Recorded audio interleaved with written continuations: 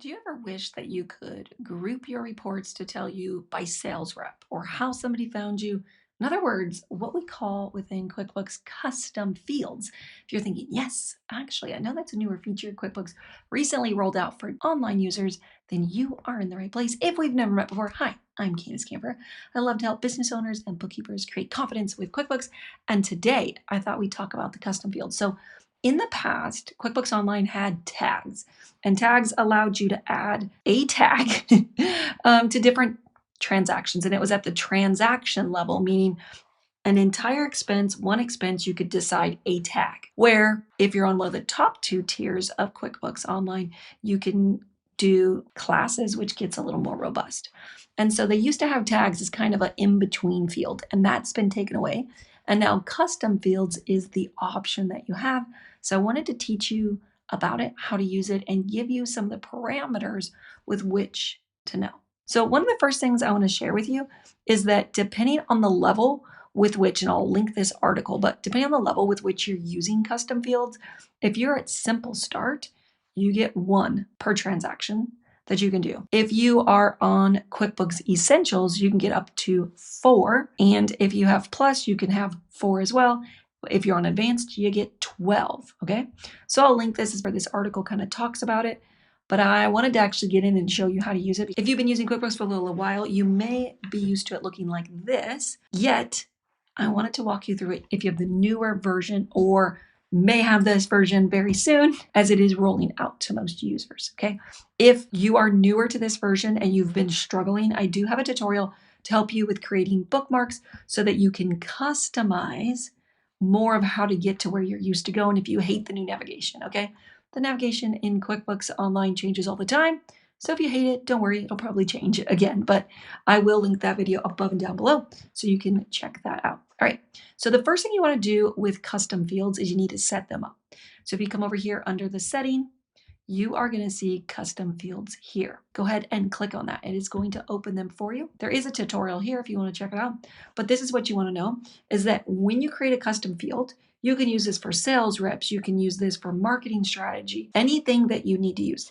Custom fields has actually been on desktop for years. They just decided to roll it out to online as well. So you can do this within your forms. You can do this to help you get certain data on your reports. So let's get in and check it out. So you're going to click Add Custom Fields. The first thing to know is you may have a limit, as I mentioned before, on the number of custom fields that you're allowed. But what you want to do is in here, so let's say that one of the things you want to know is advertising, like how much or what sales rep sold that, and you want those types of transaction detail, you can get it here. You could also do this if you have rental properties, different things, but it kind of depends. Really, I love classes for rentals, so there's also locations, different functions you can use. Let me know how you want to use custom fields. I'd love to hear. You can comment down below. So you're going to go ahead and type in advertising, and then you have 2 ways to do this. Text and number is the data. You can do it by an actual, just a number, but you have to type it in. So text and numbers are going to allow you to customize it any way you want. The benefit of using the drop-down list, which desktop doesn't have this function, but the drop-down list is that you pre-put them in here. So let's say that you use Facebook ads as one of your ways.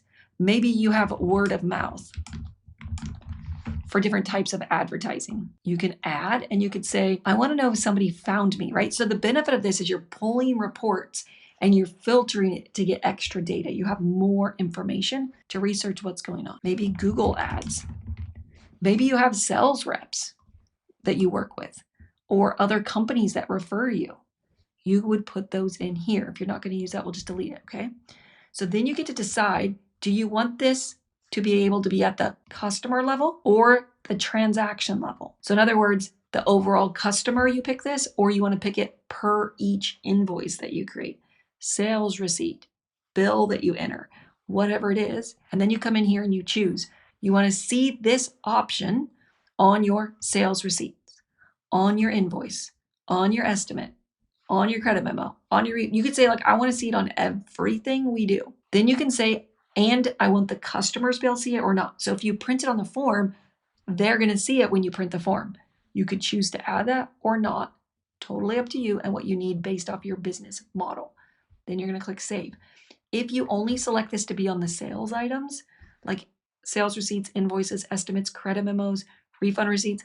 You won't also see it on bills or checks. So some of this is related specific to vendors. Some of this can be related specifically to sales transactions, right? So expense transactions or sales. You get to choose what you want, all right? So I'm gonna click save, and there's my first one. At any time, if you're like, I don't wanna see it on that anymore, you can click edit and choose to turn any of it off. If you need more options, you want additional categories or drop downs, you can add those as well in the future. You've reached your limit of using one custom field on a sales receipt or an invoice or credit memo. So depending on how many you have, the one I'm doing only has one. That means I can only use one. So there are limitations to how many. So when you're thinking about how you want to use this, you can use it in a lot of different ways. You could have a lot of different drop downs that allow you to do different things with it, because I'll show you that when we get to your reports, you can customize how you filter the report for it. So let's go in and enter some transactions. Let's say that we're going to create an invoice for a customer. So we're going to come in and say Amy's Bird Sanctuary. We have our billing, our location, if need be, invoice number, invoice date, and those kinds of things already in here. Let's say we're going to do this in January. Then we're going to have our advertising. And so this is where you can choose to get really tricky, and you can say, I only get one custom field, but I want it to do a lot for me. You could do that, okay? Don't think that just because you have one, you're limited to what you can do with it. It's based off how creative you get with what you want it to do for you. Maybe you're in dance competitions and you want it to tell you every competition. Or you do a lot of fundraising, you want it to be your fundraiser. Like, think big about this. Like, how could I use this? Yes, it gives me one custom field, but within that custom field, I get lots of options on how I want to use it. So let's say that we say Amy came from Facebook ads. She got services and her services were $1,000. You can come in here, you'd add all of the detail you normally do. Let's assume you already know how to do that. We're not going to cover that in this training. We'll go ahead and click save and close. Let's go ahead and go over to our reports. Now go to the top. Let's go ahead and look at the invoice report. So one of the things to know that's interesting about custom fields is it doesn't show every report. There are specific reports. We're going to go ahead and click over here, and I'm just going to go ahead and do all dates. And this is going to show all of the current invoices that we have. And you'll see that it currently has date, transaction type, invoice number, who it was for, due date, amount, and open. What you can add to this is if you go under columns, you can scroll down and add advertising. So now you'll have an additional column over here on the right, or depending how you have it allocated, it will show different ones. If you don't want this many columns, you don't need anything, maybe you don't need opening balance, you can choose on your columns to remove anything you don't want. You can clean it up. Maybe you don't need due date. Maybe you want the memo. Maybe you don't. You can simplify it so it only has what you need. And you'll see that right here, Amy's has Facebook ads showing as our custom column. You can choose to use whatever you want. I'm just giving you an example of how it could work. The neat thing is that you can then group them. So none of these specific invoices have been set up. So you could literally go in and say, hey, this is something we want to start using moving forward. These are our current invoices, the dates that we have, and you can change them, or you can just do it moving forward. Totally up to you. But what's neat is you can come over here and you can actually group these by choosing advertising. And let's say that you have different ones that you're using, the word of mouth, the Google, whatever, it will put them together. And then the ones that don't have any will sit here at the top. And you can consolidate those and you can start to look at them. If you want to consolidate your different features, you can do over here under view options. You have your normal view, compacted. So that's just like how wide it lets each transaction be. But you can also do collapse. And what collapse does, it will total it all. So if you want to see how many invoices were just for Facebook ads and you had many of them, it would total them all here for you. Something else you can do is if you don't want that, you can just have expanded and it will expand it back for you. You can also come in here under your filters and choose that you only want to see a specific type of transaction. So you could say, add another filter. You want it to be related to advertising and you only want to see the Facebook ads, and that will only show that. So that's how you can start customizing your reports. And then as always, if you don't know this, you can always go over to the report, click on the pencil and retitle this to be anything you want. So Facebook ad sales. If you're using reps, it could have rep. And if you want to use it over and over again, you can always come over to save as and choose, you want to call it Facebook ad sales. And you could just type your name if it's like a specific report just for you. If you want to share it with others, it would be down here.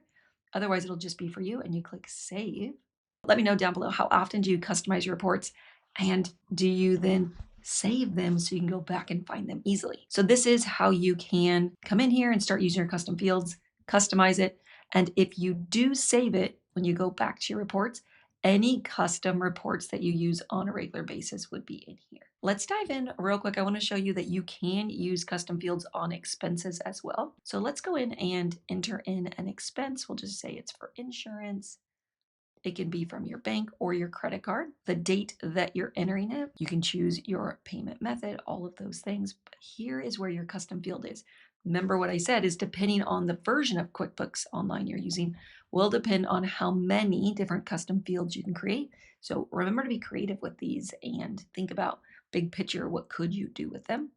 Let's say this one was word of mouth. So we paid A to Z insurance. It was related to word of mouth. Remember, you can use this in any way. It's just an example of how you could do it.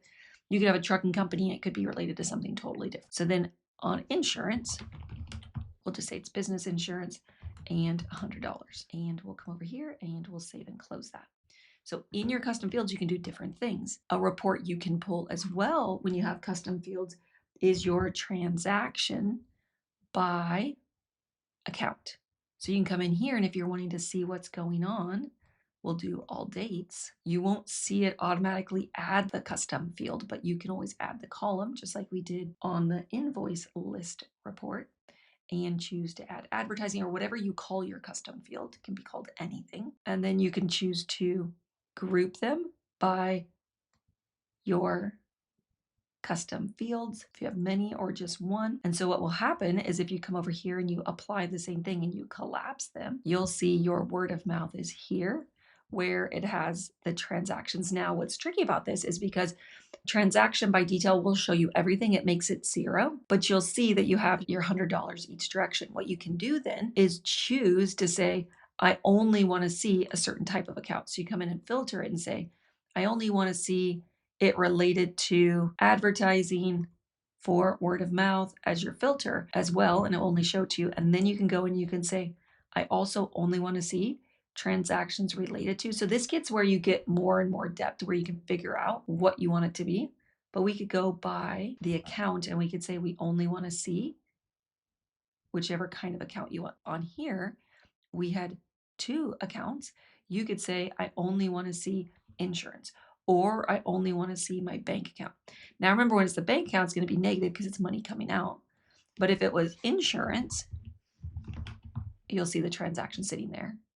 So word of mouth is the overarching custom field, and then the distribution account is this. So you can come in and you can filter this, you can group it, you can decide what you want to see when it comes to your expenses. And you could do sales rep. Like there's all these different ways that you can use it. You get to decide. So that's the benefit of a custom field. If you haven't already, you can always use the test drive inside of QuickBooks. So a lot of times when I'm teaching the class for you guys, I teach from the test drive.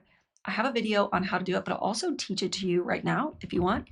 Let me know how often you are using the QBO test drive to try out different strategies, maybe iShare or things that you want. So if you're using your QuickBooks file and you want to use the test drive, you may need to log in with a different account or use the incognito window. What this will allow you to do is go to the QBO test drive and have both of them open, because QuickBooks doesn't typically like having more than one company open at the same time. It doesn't want to get confused. So if you find that you struggle with that, and you can either go with the basic QuickBooks Online, which is the first one, that's the one I've been teaching you from today, or you can go with the advanced. If you click on advanced, you will need to let them know that you're not a robot and click continue. Now, one thing I want to say is that the sample file within QuickBooks has not been updated to the newest look and feel. So if you come in here and you go, oh, this looks a little different than what you're teaching on, that's because the sample file is still the older version. So depending on which one you want, you can still do custom fields here as well and try it out on the sample file as well. Just click add, and you can get in and get started with what it looks like, okay? But if you want to try it out without impacting your QuickBooks, this is exactly how you do it. So jump in, try the custom fields either on the test drive or within your actual QuickBooks. Go in and pull your reports, depending on if you're related to sales transactions, expense transactions. I'm curious how you choose to use the custom fields, so share some ideas down below. If you're new here, don't forget to subscribe and like this video. And I look forward to seeing you inside our next tip and trick. If you are thinking, I want to get these types of tips straight to my inbox every single week, you can go up above or down below and we will send them to you. I hope you have an amazing day. Get in and try out the custom fields and let me know what do you think of it. See you soon. Bye.